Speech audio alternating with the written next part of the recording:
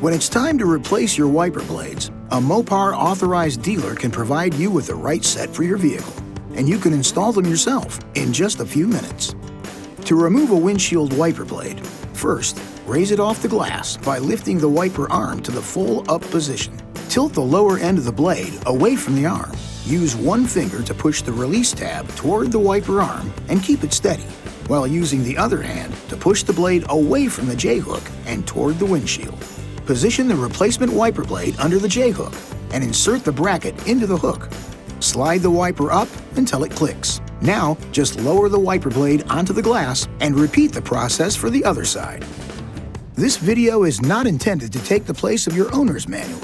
For complete details and other important safety information, please see your owner's information.